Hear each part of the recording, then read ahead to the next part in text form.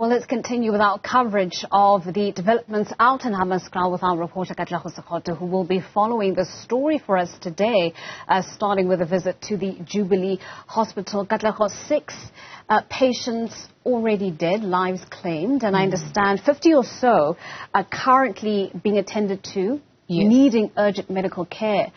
What's the situation on the ground? Yes, so what we know is that about 50 patients between the 15th and the 19th of May, so around about last week, presented themselves at the Jubilee Hospital presenting symptoms of watery diarrhea, stomach cramps, and vomiting as well. And so the department has determined that, all these people are suffering from some diarrheal infection. And as it stands, I know yesterday we heard the number of 50 people, but just last night it's standing at about 67 people who are being treated at the Jubilee Hospital. And so at the moment the department is trying to figure out the source of these infections. Obviously people coming in from different areas around Hammanskraal coming to the hospital with similar infections, and the department does say these people arrived already with the symptoms. So we do know that the hospital as a state institution is dealing with this, but it would be interesting to find out if other neighboring or private hospitals, facilities in the area may be dealing with a similar challenge. And, Hammanskraal is not new to some of the water issues we've seen in the past. The South African Human Rights Commission issuing a report back in 2021 outlining some of the water contamination issues in the area, and actually declaring it a violation of people's human rights.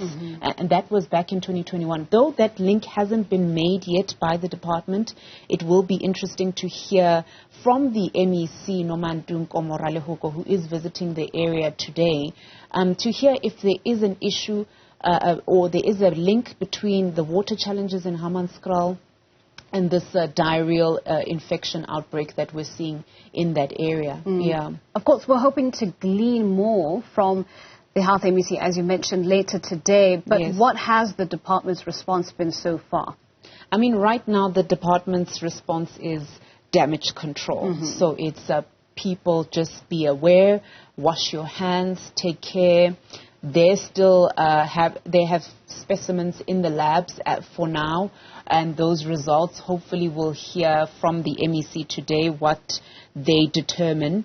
But it's really cautioning people about using safe, clean water, washing hands, preparing food with clean hands, and just trying to say to people, take care of the space and the water that you're using. That's the message so far. As it pertains to drinking water, I mean, it doesn't mean you have to, the question is, do you stop drinking water if you're in your house and you're living in Hammanskraal? That message yet hasn't been communicated. So, and that can't be a solution. Exactly. So, those are some of the questions that still need answers from the department. Now, Jubilee Hospital is notoriously known for being severely understaffed. I mean, it services quite a massive population out in Hammanskraal and the surrounds. I wonder if additional healthcare professionals haven't been dispatched to try and, as you mentioned, assist with the damage control, but also assist with the influx of patients as they deal with this cholera outbreak. I mean, when it comes to the numbers so far, all we know is that the hospital is the central institution for dealing with the outbreak. And we do know that there are teams that are being dispatched from today to, from what I understand, hotspot areas as well as the hospital. So it will be determined if there's a healthy ratio between staff and patient, and are they handling the matter efficiently well in terms of staff complement. But all of those details might become clearer today. So far, they haven't outlined an issue between having to manage the number of patients that are coming in. Yeah. Okay, so certainly a story that we'll continue to watch, and of course you're heading out there this morning to bring us the latest from the ground. That is our reporter Katleho, Sekhoto, just outlining for us the latest information regarding this bowel infection outbreak that Gauteng health officials are attending to at Jubilee Hospital.